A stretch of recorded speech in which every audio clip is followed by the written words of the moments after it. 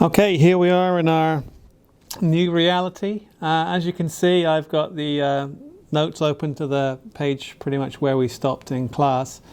A couple of quick things before we start. I'm basically going to go through the notes just as I would in class. Obviously you guys can't interact with me backwards and forwards, but please feel free to ask questions in the discussion area. Okay, and I'll get back to you individually on that. And don't forget, this is a video, so you can pause it at any time. This particularly works well with questions where, you know, we're going to solve a question together. You can pause it, work it through, and then you can see me work the problem. So that kind of works pretty well if you're the kind of person that needs a little bit more time in class, maybe for the questions. You have as much time as you want for the questions, so that kind of works out. Now this video, if you're streaming it directly from Canvas, it can be kind of slow. To get around that problem, check out my discussion in the announcements or my announcements section. Just check out the announcements section for a piece on how to get around the lag problem. Basically, you can just download this straight to your computer and look at it later, and that avoids all lag issues. Okay, so that's where we stopped. What I'm going to do, kind of work it through just like it's a class, and we'll see how it goes. Okay, so talking about the relative strengths of acids and bases, we're mostly going to focus on acids. That's the main focus of the class. But, you know, what applies to acids also applies to bases to some degree. Okay, so the question says, and there are some, you know, Scottish people. There are some Scottish people eating some fish and chips, right? Fish and chips is the biggest fast food in Scotland. So why can you sprinkle acetic acid, which is vinegar, about 0.1 molar? That's what it is in the packet of, or bottle of vinegar. Why can you sprinkle vinegar on your fish and chips and it's really tasty? Well, you probably shouldn't sprinkle 0.1 molar HCl or any strong acid on your fish and chips, because it will basically dissolve the fish and chips, the paper, and maybe your fingers.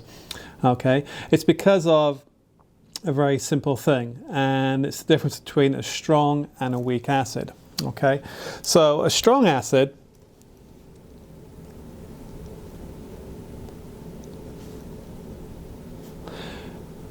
HCl as an example is 100% dissociated. Okay, so strong acids are 100% dissociated. You start with 100 HCl molecules, you get 100 H plus ions. Remember, the concentration of H plus is what gives rise to acidity, I should say. Okay, now vinegar, and you can check the back of a vinegar packet if you wish, they're called weak acids.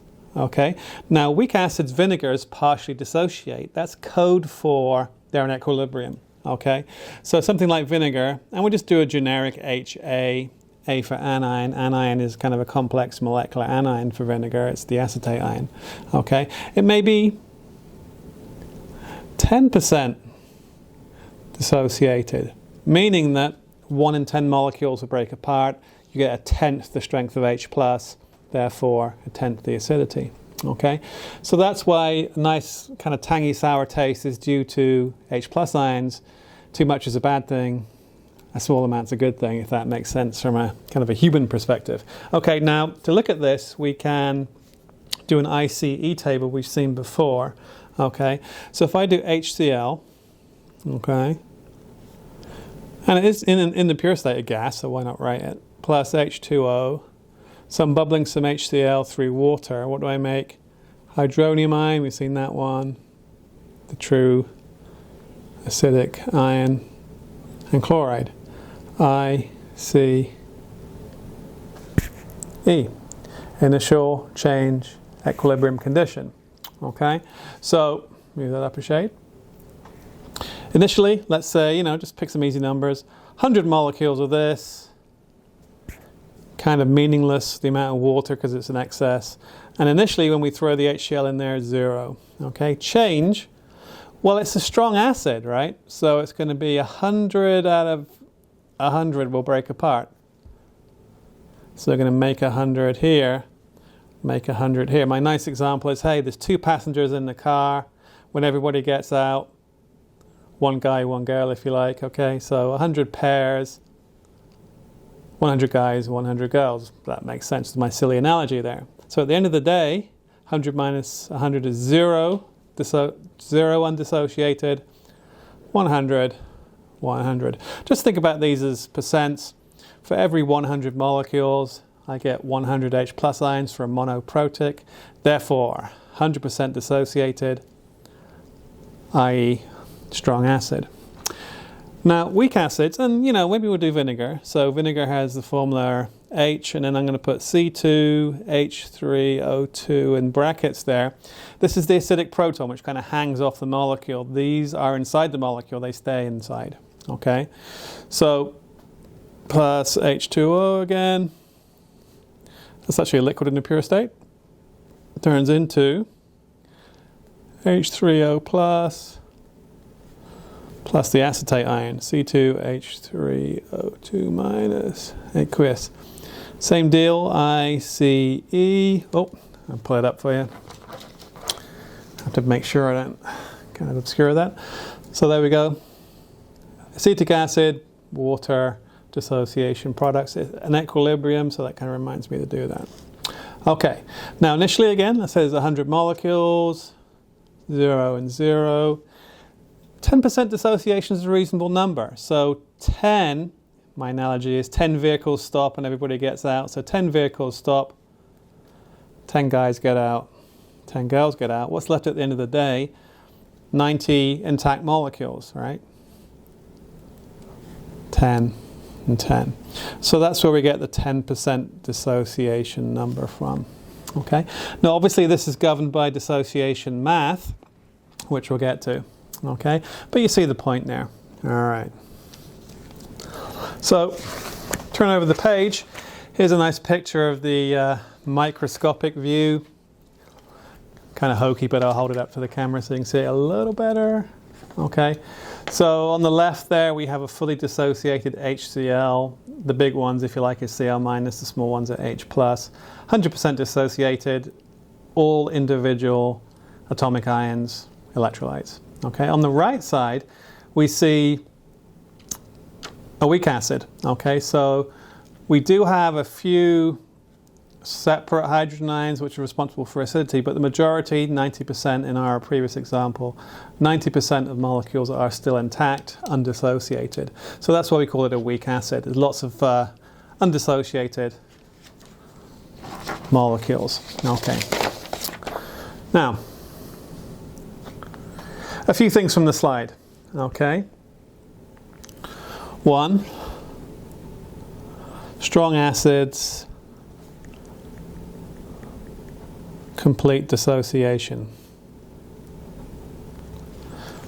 We see up here, everything split apart. Strong acids, complete dissociation, if you like 100% dissociation, okay?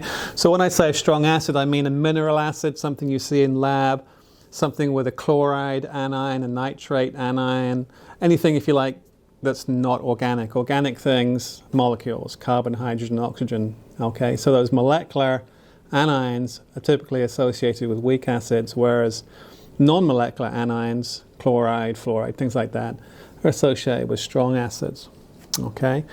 So if you think about it, if it's a strong acid, it has a negligible strength conjugate base. If it's HCl, okay, the Cl minus ion is so weak it doesn't pick up H plus to go in the reverse direction for the reaction. Okay, so strong acids are essentially a one-way street. 100% dissociated means essentially a complete reaction. Okay, now in terms of weak bases and acids, weak acids, and you can apply acids and bases together, okay? So weak acids have incomplete dissociation. They're in equilibrium, okay? So they have similar strength acids and conjugate base. Similar strength acids and conjugate bases because, of course, they're in equilibrium. So the forward and reverse reactions are of similar magnitude, if that makes sense. Okay, so just to recap, strong acids, complete reaction, negligible strength conjugate base. Weak acids, partial dissociation, similar amounts of acid, undissociated, and conjugate base at equilibrium. So similar strength if you wish. Okay. All right. Bottom line is, it's kind of a reinforcement. Weak acids and bases, always in equilibrium. So therefore, K-math. So when we have weak acids and weak acids or weak bases as a problem, we can always think of the math in terms of an equilibrium constant type problem. Okay, and that's what we get on to. Okay, so special equilibrium math for weak acids and weak bases. All right. Now, here we have, just something I took from the book. It is a table of acid and base strength. If I just bring that up to the camera, maybe closer. Okay. All right. So it's kind of hard to see. I'm battling with the camera a bit. But you have it in the notes in front of you, of course. Okay. So you can see on the left, we have increasing strength acids, weakest at the bottom, strongest at the top. Okay. So perchloric acid is the strongest mineral acid we have, closely followed by sulfuric. Okay, and if we look on the right side, we see kind of the reverse situation, increasing base strength. The conjugate base, interestingly, so if you look at perchloric acid at the top, its conjugate base is on the right, its acid is on the left. So the strongest acid up here has the weakest conjugate base over here. Okay, so it's kind of the same order, but backwards. Okay, so at the top is the conjugate base perchlorate ion. At the bottom, we have things like hydride ion, hydroxide, and things like that, which are really strong bases. Okay, if you have that league table, remember, the more reactive or more chemically kind of stronger material will react in preference to the weaker one. So we can use the slide here to predict if the following equilibria lie to the right or left. Remember, it will move in the direction reacting away stronger material. Okay, so if we look here, what do we see? We see pairs. We see this is a conjugate acid, this is a base. If we go here, it's lost a proton, so that's an acid, that's a conjugate base. Okay, so if we compare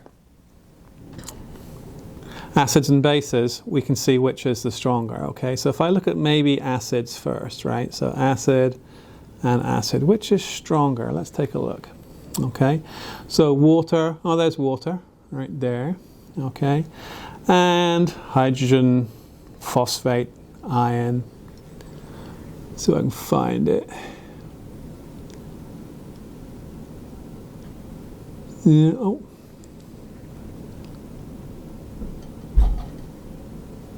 not a great example, is it? Let's go to the other one. Let's go with bases. Let's go hydroxide and phosphate.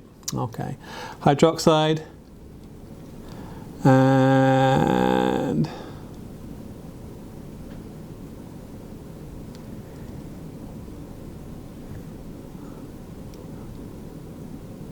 not a great example again. I guess I must have looked in the back here for that.